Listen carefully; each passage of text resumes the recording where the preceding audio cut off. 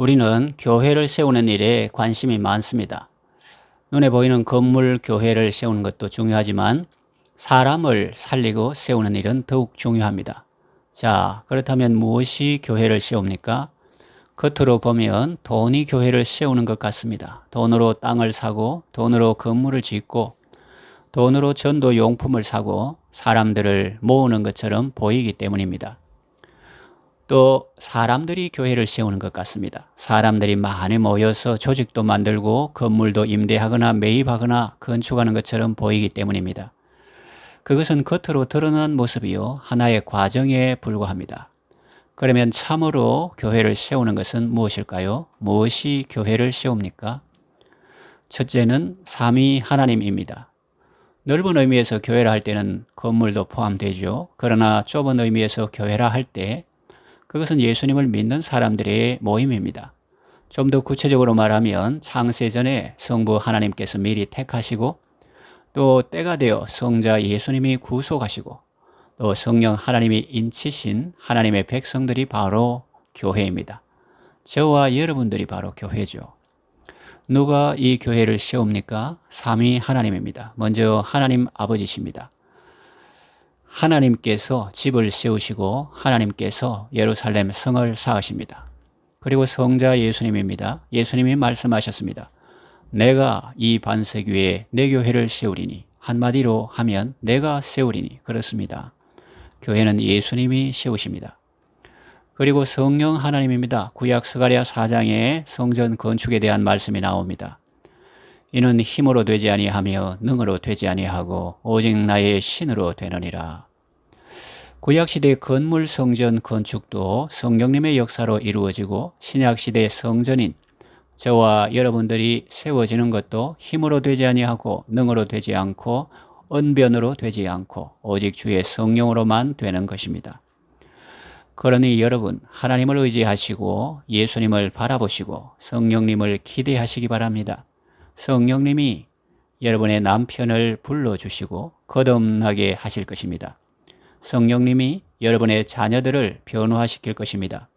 지금 탕자처럼 방황하고 있는 사람도 성령님이 역사하시면 아버지 집으로 돌아올 것입니다.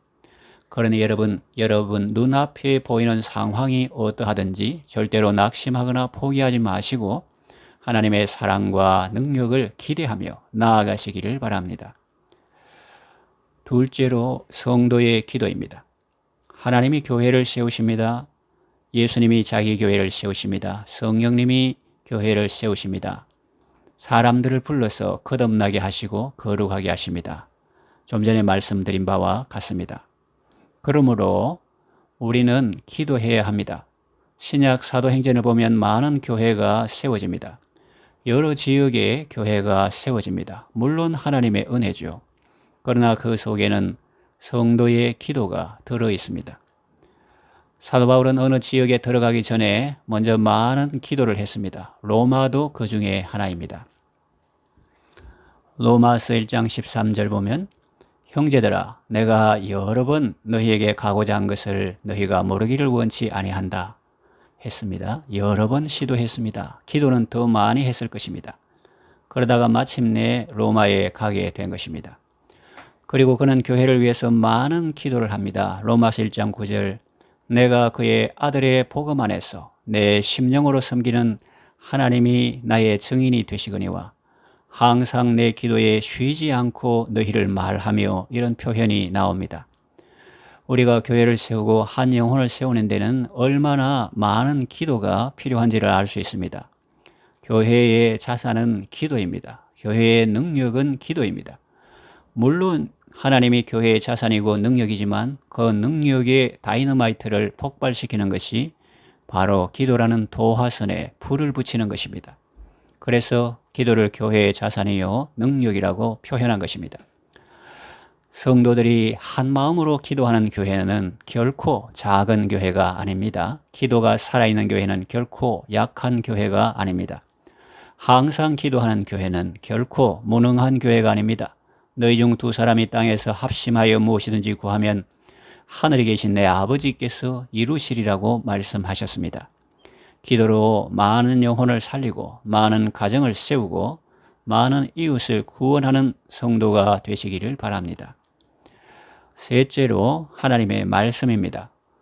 하나님의 사람들을 세우는 데 필요한 것은 바로 하나님의 말씀입니다. 하나님은 말씀으로 하나님의 사람들을 세우십니다. 하나님의 말씀은 하나님의 사람들을 온전케 하며 모든 선한 일을 행하기에 잘 준비되게 합니다. 하나님의 말씀이 신실하게 선포된 곳에 건강한 교회가 세워졌습니다. 말씀을 사모하고 부지런히 읽고 연구하는 곳에 부흥이 일어났습니다. 베레아 사람들은 간절한 마음으로 말씀을 받고 이것이 그러한가 하여 날마다 성경을 상고하므로 그 가운데 믿는 자들이 많았다고 성경은 기록합니다. 또 데살로니가 사람들은 말씀을 들을 때 그것을 사람의 말로 아니하고 하나님의 말씀으로 받았습니다. 그래서 그 말씀이 믿는 자들 가운데 역사했습니다. 일했습니다. 하나님의 말씀은 영혼의 양식입니다. 그 말씀은 우리의 영혼을 소성하게 하고 우둔한 자를 지혜롭게 하며 우리의 마음을 기쁘게 하고 또 우리의 눈을 밝게 합니다. 오늘도 하나님은 하나님의 말씀으로 하나님의 사람들을 세우시고 교회를 세우십니다. 그러므로 우리는 하나님의 말씀을 사랑하고 그 말씀을 가까이 하고 밤낮으로 그 말씀을 엎조리는 삶을 살아야 하겠습니다. 그럴 때 우리는 시냇가에 심은 나무가 씨들을 쫓아 과실을 맺으며 그 잎사귀가 마르지 아니함 같이 푸르고 무성하고 많은 열매를 맺게 될 것입니다. 그리고 그 행사가 다 형통할 것입니다. 하나님이 여호수아에게 말씀하셨습니다. 이 율법책을 네 입에서 떠나게 말며 주야로 묵상하여 그 가운데 기록한 대로 다 지켜 행하라. 네 길이 평탄할 것이라. 네가 형통하리라.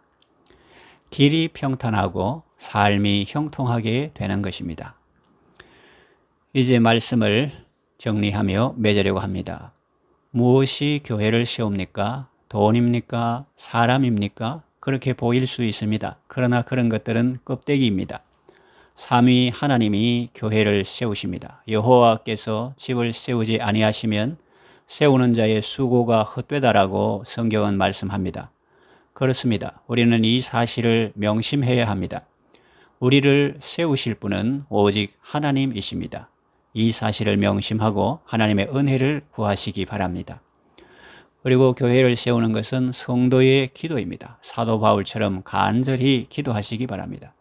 그리고 교회를 세우는 것은 하나님의 말씀입니다.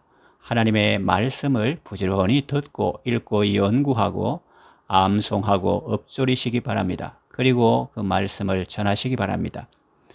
하나님이 사람을 세우시고 하나님이 교회를 세우십니다. 하나님의 생명 역사에 귀하게 쓰임받는 성도가 되시기를 바랍니다.